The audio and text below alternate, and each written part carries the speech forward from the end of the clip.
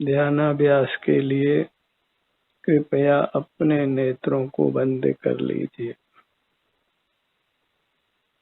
अपना मुख अपनी ओर कीजिए। अपना मुख अपनी ओर ही रखना है। यही उत्तम स्वास्थ्य और सुख प्राप्त करने का उपाय है। बहिर्मुख नहीं रहना है। बाहर के जगत से विरक्त रहना है। जितना हम बाहर से जुड़ते हैं उतना ही दुख पाते हैं। जितना अपने शरीर का एहसास करते हैं उतना ही सुख पाते हैं। सुख दुख की इतने ही मीमांसा है। जाने अनजाने में जीव अपने अमूर्त शरीर से जुड़ता है, इसीलिए उसको संसार में भी कदाचित सुख का अनुभव होता है। संसार में सर्वथा जीव दुखी हो ये बात भी नहीं है, क्योंकि जितने अंशों में वह अपने शरीर का एहसास करता है, संवेदन करता है, उतने अंशों में उसको सुख का अनुभव भी होता है। उससे वह स्वास्थ्य लाभ करता है और सुखी जीवन प्राप्त करता है।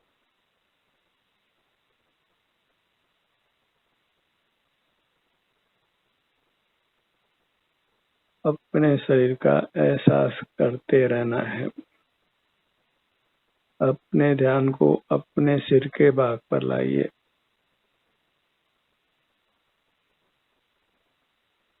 स्वतः ही हमको सिर के स्वास्थ्य की स्थिति का अनुभव होता है। हमारा कर्तव्य बस अपने अंगों पर अपने ध्यान को लाना है। इतना ही चारित्र का स्वरूप है। इस चारित्र को हमने खोना नहीं है। अपने ध्यान को अपने ललाट भाग पर लाइए।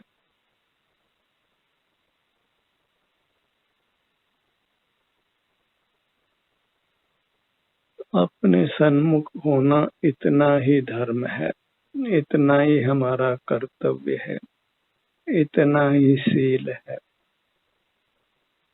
यही ध्यान है, यही तप है, जिससे आत्मा शीघ्र ही परमात्मा होता है, सर्व दुखों से मुक्त होता है।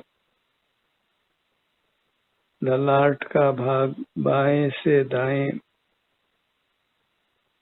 दाएं से बाएं,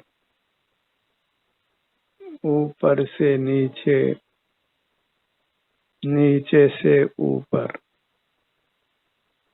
ललाट के मध्य में, पूरा ललाट का भाग,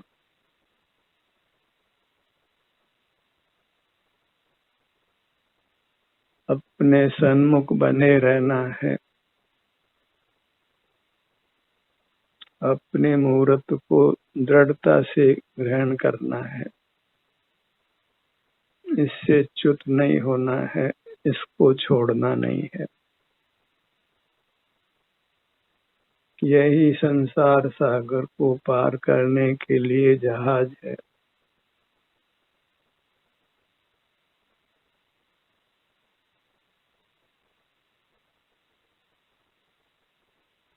अपने ध्यान को अपने भ्रूमध्य पर लाइए। अपना छोटे से छोटा भाग भी शरणभूत है। बाहर के जगत से वैराग्य लीजिए, क्योंकि बाहर के जगत में अनुरक्त रहना महान दुख का कारण है। बाहर के जगत से संबंध कल्पना करना ही कर्मबंध का कारण है। बाहर के किसी भी पदार्थ से वास्तव में हमारा कुछ भी संबंध नहीं है। इस पवित्र आत्म तत्व का बाहर के किसी पदार्थ से कोई संबंध नहीं है।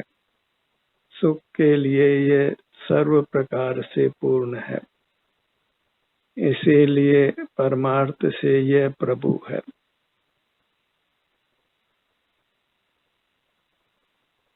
प्रभु तो सब बातों पूरा, पर की आस करे क्यों प्रीतम, तो काय बातें अधूरा। अपने ध्यान को अपने दोनों नेत्रों पर लाइए। बायां नेत्र नेत्र पर ठहरिए। नेत्र की पलक नेत्र के बीच में पुतली का भाग,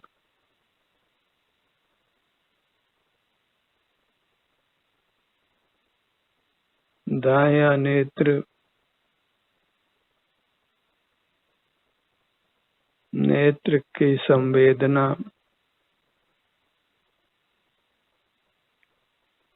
अपने आत्म प्रदेश और वहाँ जो भी सुख दुख की दशा, अपनी वर्तमान अवस्था, वर्तमान पर्याय।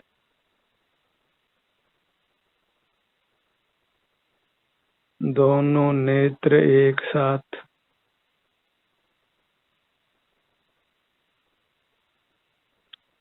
अपना अमूर्त शरीर ही महान शरणभूत है, मंगल है, उत्तम है, परमात्मा रूप है।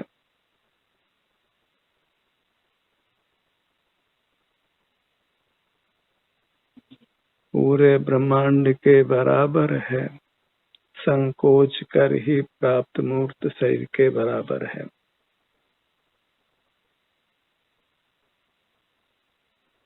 जिसने भी अपनी महिमा पहचानी, वह अपनी महिमा से युक्त होकर परमात्मा हो गया।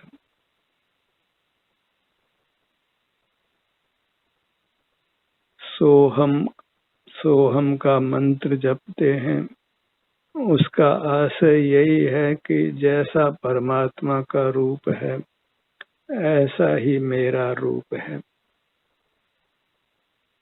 मैं वह हूँ जो है भगवान, जो मैं हूँ वह है भगवान। अंतर इतना ही है कि हम अभी बहिर्मुख हैं।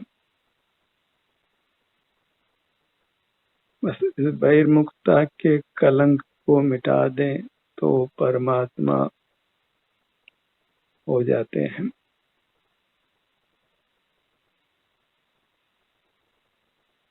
तो अनादि से ही बहिर्मुखता के कारण रूप इंद्रियादि हमें मिले हैं, उससे हम मूर्त पदार्थों के परतंत्र हो रहे हैं। तो इंद्रियों पर ही विजय पाना है। जो मूर्त इंद्रियां मिली है उनका उपयोग नहीं करना है, अर्थात इंद्रिय ज्ञान नहीं करना है। इंद्रिय ज्ञान के विषय मूर्त पदार्थ उनको नहीं जानना है। मूर्त इंद्रियों से होने वाला ज्ञान और इंद्रिय ज्ञान के विषयभूत मूर्त पदार्थ, इन तीनों को ही इंद्रियां जानिए और इन तीनों पर ही हमने विजय पाना है। इन तीनों को ही उपयोग में नहीं लेना है और उसका उपाय अपने अमूर्त शरीर के सन्मुख रहना है। वहाँ के स्वास्थ्य की स्थिति का वेदन करना है। अपने अमूर्त शरीर के प्रति सदा जागृत रहना है, कॉन्शियस रहना है, अवेयर रहना है। इसको भूलना नहीं है। मूर्त पदार्थों से मुक्त रहना है, छुड़ाना है अपने आप को। मूर्त पदार्थों से मेरा कुछ भी संबंध नहीं है, उनके साथ के व्यवहार को मैं छोड़ता हूँ और अपनी अमूर्त काया से ही युक्त रहता हूँ।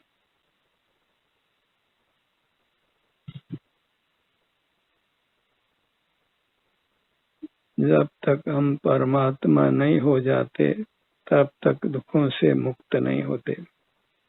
इसलिए एक ही संकल्प करना है कि परमात्मा होना है, परमात्मा पद पाना है, जगत के लौकिक पद और उपलब्धियों को नहीं पाना है। वे सब के सब निस्सार हैं। जितना हम अपना मुख अपनी ओर कर पाते हैं उतना ही यथार्थ पुरुषार्थ है, उतना ही सुखी होने का उपाय है। अधिक से अधिक समय अपना मुख अपनी ओर करके रहना है, उसी का अभ्यास करना है। वही ध्यानाभ्यास है। हमें ध्यान में ही पारंगत होना है, कुशल होना है, मूर्त पर विजय पाना है, अमूर्त को उपलब्ध करना है और मूर्त पदार्थों को छोड़ना है।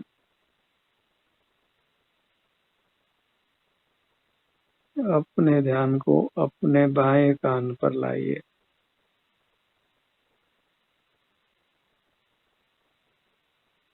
कान का हर छोटे से छोटा भाग भी अनुभव में लेने योग्य है और सहज ही हमको ये शक्ति प्राप्त है कि हम अपने छोटे भाग पर भी अपने ध्यान को ला सकते हैं।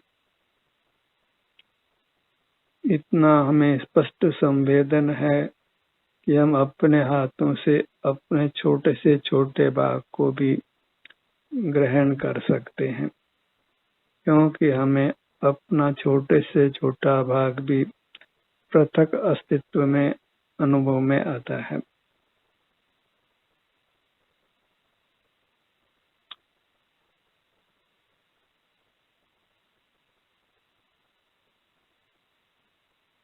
जो हमको अपनी मूर्त अनुभव में आती है वही हमारा महान गुण है, वही हमारी महान शक्ति है जिसको उपयोग में लेकर हम परमात्मा हो सकते हैं, सर्व दुखों से मुक्त हो सकते हैं।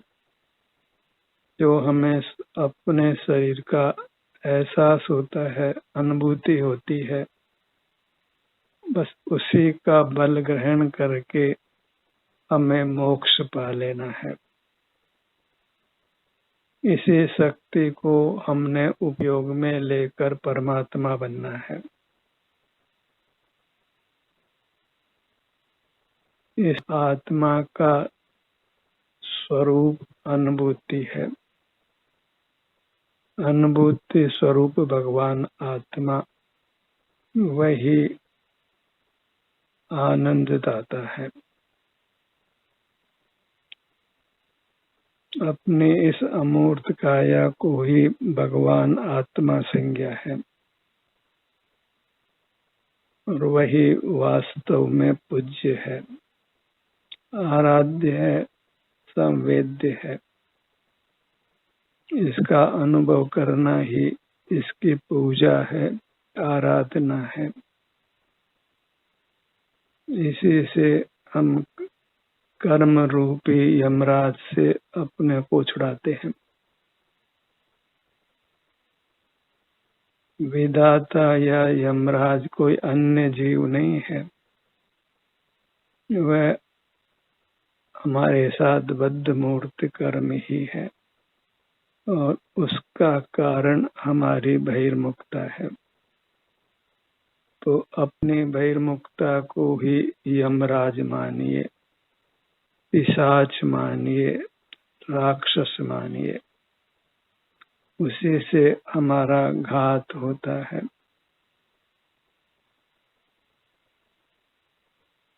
दायां कान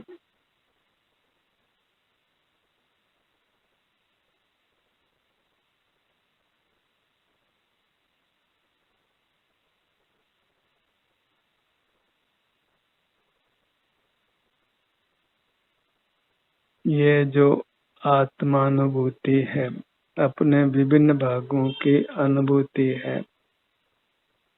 यही मोक्ष का मार्ग है, सुखी होने का उपाय है। अन्य कोई उपाय नहीं है।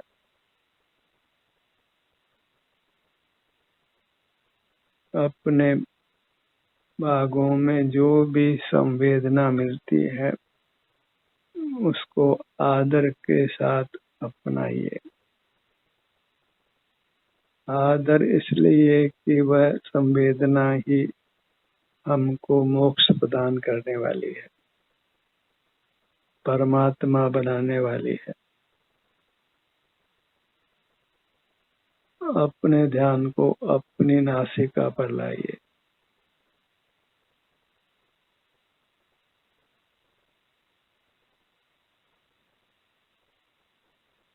जब अपना ध्यान हमारे किसी भी अंग पर, उपांग पर, किसी भी भाग पर होता है तो वह आभ्यंतर दृष्टि कहलाती है। वही वास्तव में शिव का नेत्र है।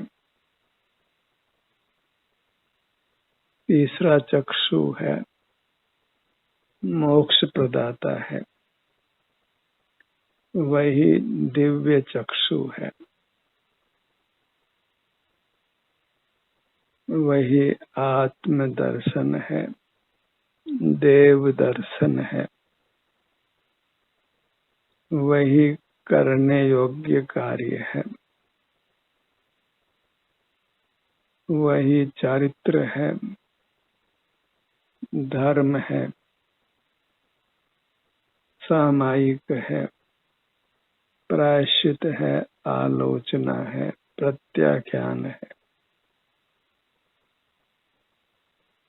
जगत के ज्ञान से रहित हो जाना, वही उत्तम त्याग धर्म है।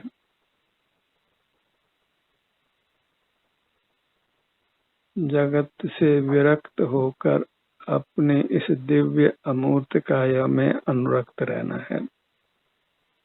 मूर्त पदार्थों का सेवन छोड़कर अपने ही अमूर्त भागों का सेवन करना है।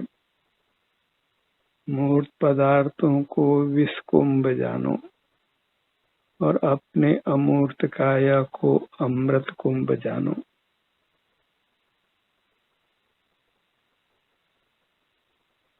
अपने ध्यान को अपने दोनों होठों के भाग पर लाइए।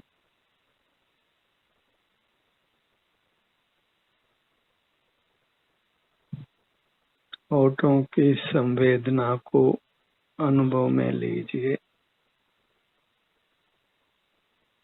वास्तव में तो अपना ध्यान अपने किसी भाग पर लाने पर स्वतः ही वहाँ की संवेदना का अनुभव होता है। शांति का अनुभव होता है, स्वास्थ्य लाभ होता है।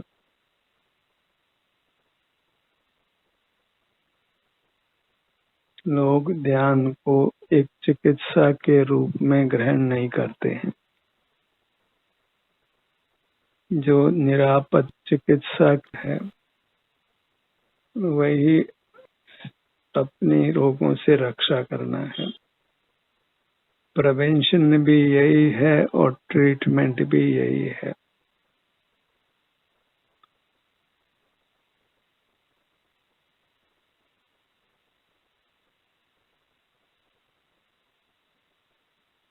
अपने ध्यान को मुख के भीतर लाइए।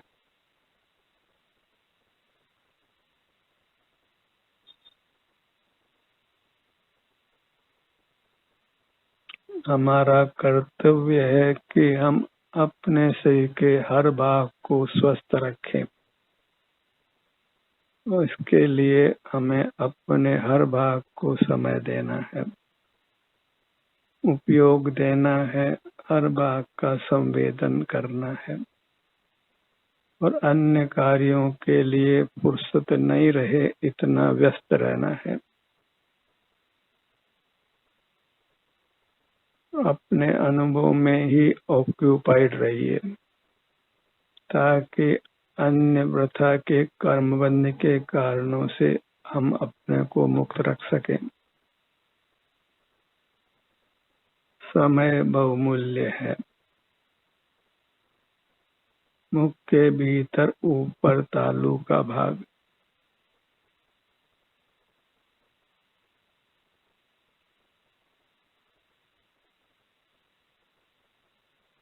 फिर हमें अपने ध्यान को अपनी ओर लाना है और इतना लाना है कि पर का परिचय नहीं हो, पर का स्मरण नहीं हो, पर का ज्ञान नहीं हो। अपने में ही तल्लीन हो जाना है, ठहर जाना है, क्योंकि यही हमारे रहने का सुरक्षित स्थान है, सुखद स्थान है। यही अपना वास्तविक निवास स्थान है, जहाँ हम सुखपूर्वक अनंत काल रह सकते हैं।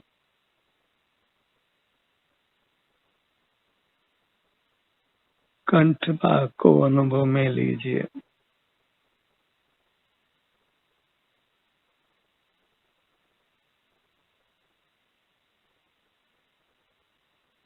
अपने किसी भाग में वेदना हो तो उस वेदना को भी अमृत रूप देखिए, क्योंकि वह वेदना भी हमको कर्मों के बंधन से मुक्त करती है। हमें परमात्मा बनने में उसका बहुत बड़ा योगदान है।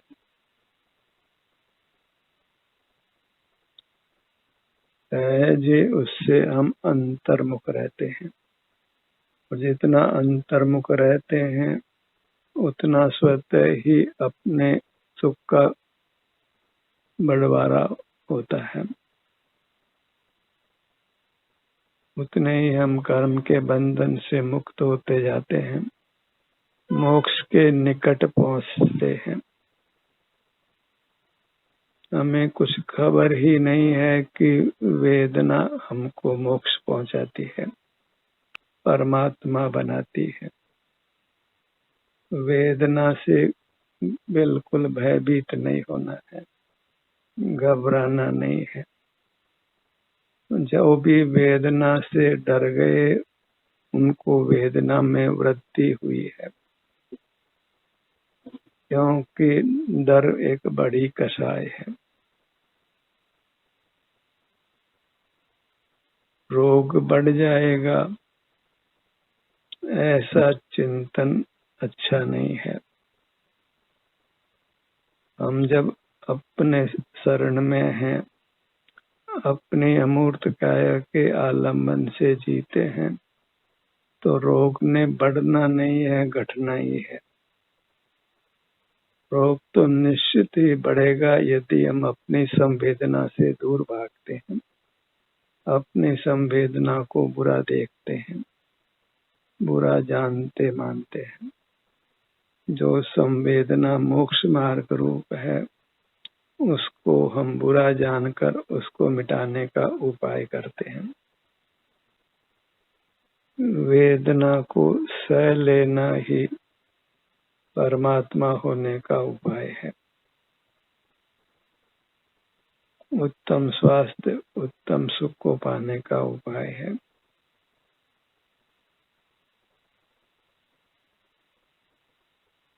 अपने ध्यान को अपनी गर्दन के भाग पर लाइए।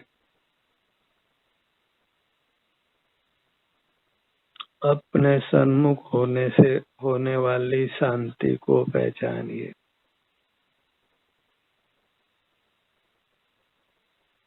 इस प्रकार ध्यान का फल तात्कालिक भी मिलता है और उससे कर्मों का बंधन मिटने से हमारा भविष्य भी सुखद होता है। आगे अनंत भविष्य है जो अंतर्मुख होने से सुखद होता है।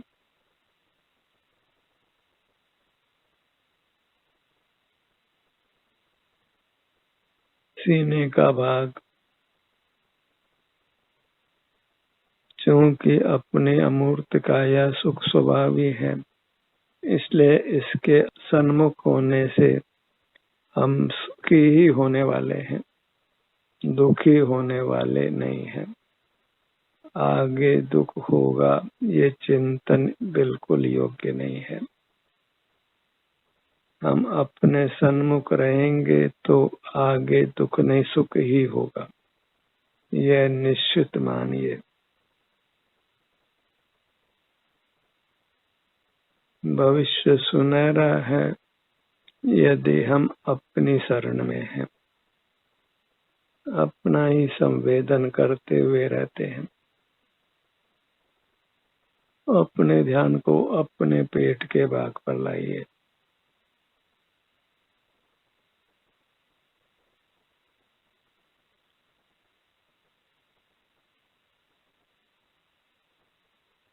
वक्ता से अधिक श्रोता की जिम्मेदारी है। श्रोता को अधिक संयम की आवश्यकता है। मौन रहकर अपने सन्मुख रहना ये बहुत बड़ा पुरुषार्थ है।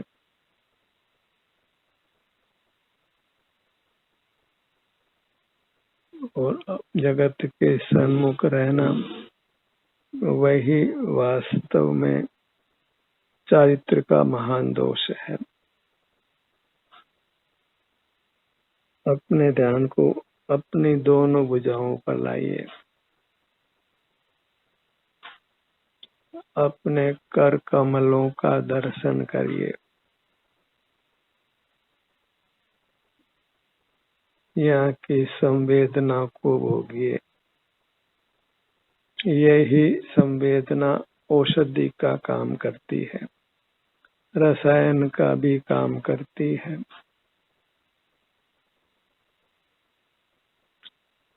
हमारे शारीरिक और मानसिक दोनों स्वास्थ्य को अच्छा बनाती है। अपने ध्यान को अपनी पीठ के भाग पर लाइए।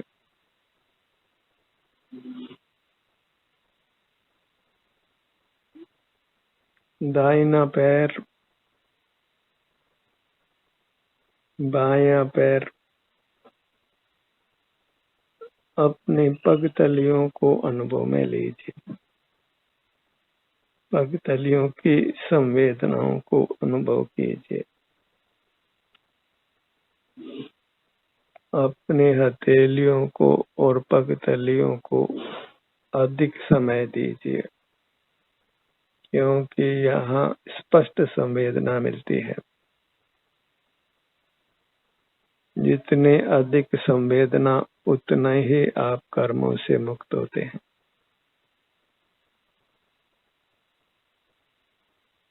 पूरी मूर्त को लक्ष्य में लीजिए। मन ही मन इसको नमन करिए। मेरा मुझको नमन है। ध्यान का ये सत्र यही समाप्त होता है।